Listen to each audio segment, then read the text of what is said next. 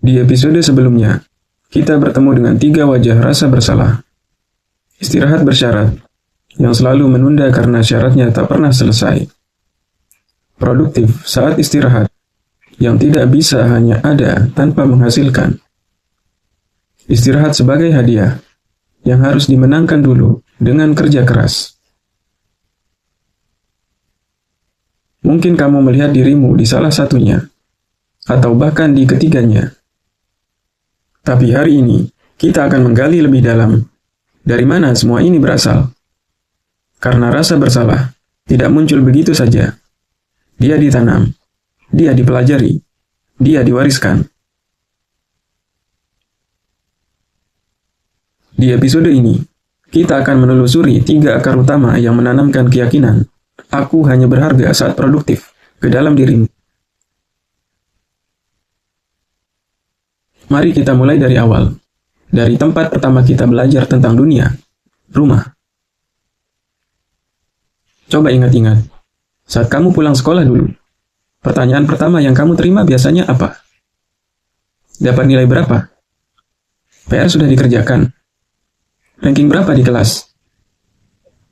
Bukan, kamu capek? Mau cerita tentang harimu? Ada yang menyenangkan hari ini? Ini bukan salah orang tua kita. Mereka juga mewarisi cara berpikir yang sama dari generasi sebelumnya. Mereka khawatir. Mereka ingin kita sukses. Mereka berpikir itulah cara terbaik. Tapi tanpa sadar, mereka menanamkan pesan halus. Kamu berharga karena apa yang kamu capai, bukan karena siapa kamu. Lalu kita masuk sekolah, dan pesan itu diperkuat. Sistem pendidikan dirancang untuk mengukur nilai, peringkat, prestasi. Anak yang diam, melamun, atau tidak produktif di kelas sering dianggap bermasalah. Waktu istirahat dipotong, waktu bermain diisi les, liburan diberi tugas. Dan kita belajar, waktu tidak boleh terbuang. Istirahat harus bermanfaat. Diam adalah musuh. Apakah kamu ingat kapan terakhir kali kamu di masa kecil hanya duduk, melamun, tanpa merasa bersalah? Mungkin sangat kecil. Mungkin sebelum sekolah.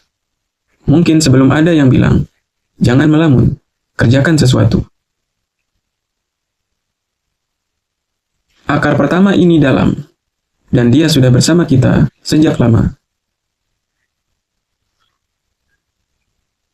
Lalu kita dewasa. Kita masuk dunia kerja, dan di sini, kita menemukan bahwa sistem ini memang dirancang untuk membuatmu merasa bersalah saat istirahat. Perhatikan bahasa yang kita gunakan sehari-hari. Sumber daya manusia. Kita bukan manusia. Kita adalah sumber daya, seperti minyak, listrik, atau mesin. Sumber daya harus dimanfaatkan seoptimal mungkin. Sumber daya tidak boleh menganggur. Sumber daya yang berhenti adalah pemborosan. Karyawan teladan sama dengan produktif. Promosi sama dengan yang lembur. Pengabdian sama dengan yang selalu available. Kita dihargai karena apa yang kita hasilkan, bukan karena siapa kita. Dan perlahan, kita tidak perlu lagi atasan yang mengawasi. Kita mengawasi diri kita sendiri. Lebih ketat, lebih kejam. Kita menjadi atasan terburuk bagi diri kita sendiri. Pernah merasa bersalah saat check out dari kantor lebih awal, padahal kerjaan sudah selesai? Pernah merasa cemas saat tidak membalas email di akhir pekan, padahal itu waktu istirahatmu? Itu bukan kamu yang rajin. Itu kamu yang sudah menginternalisasi sistem. Sistem tidak perlu lagi mengawasimu. Kamu mengawasi dirimu sendiri atas namanya. Dan akhirnya, ada aktor ketiga yang mungkin paling licin. Media sosial. Di media sosial, kita tidak pernah melihat orang istirahat. Kita melihat orang bangun jam 4 pagi. Orang baca 50 buku setahun. Orang punya side hustle, main job, dan kursus di waktu luang. Orang olahraga jam 5 pagi, kerja jam 8, buka kelas online jam 7 malam. Dan tanpa sadar, kita membandingkan. Dia bisa, kenapa aku tidak? Dia produktif, aku rebahan. Hidupku sia-sia. Kita tidak melihat kelelahan di balik kamera. Hari-hari ketika mereka tidak bisa bangun dari tempat tidur. Rasa hampa setelah mencapai target. Keluarga yang diabaikan demi konten. Kesehatan yang hancur demi jadwal. Kita hanya melihat produk akhirnya. Dan kita merasa kurang. Ada istilah untuk ini. Compare and despair. Bandingkan dan putus asa. Dan algoritma dirancang untuk membuatmu terus membandingkan. Karena semakin kamu merasa kurang, semakin lama kamu scrolling, semakin banyak iklan yang kamu lihat, semakin banyak uang yang mereka hasilkan. Kamu tidak hanya bersaing dengan tetanggamu, kamu bersaing dengan jutaan orang di seluruh dunia yang hanya menampilkan versi terbaik dari hidup mereka. Dan kamu kalah setiap kali. Bukan karena hidupmu kurang, tapi karena pertandingannya tidak pernah adil sejak awal. Jadi, kita sudah menelusuri 3 akar. Dari rumah dan sekolah, kita mewarisi keyakinan bahwa nilai kita terletak pada pencapaian.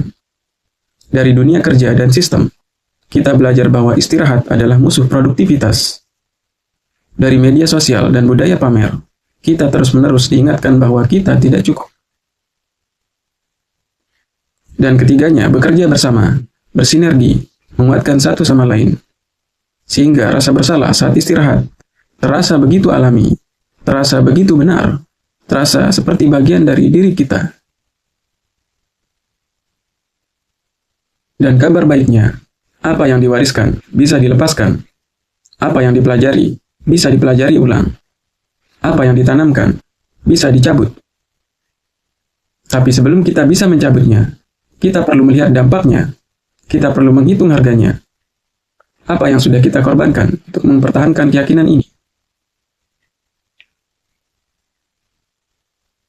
Di episode berikutnya, kita akan membedah 4 biaya mahal yang mungkin selama ini tidak kamu sadari. Subscribe dan nyalakan notifikasi agar tidak ketinggalan.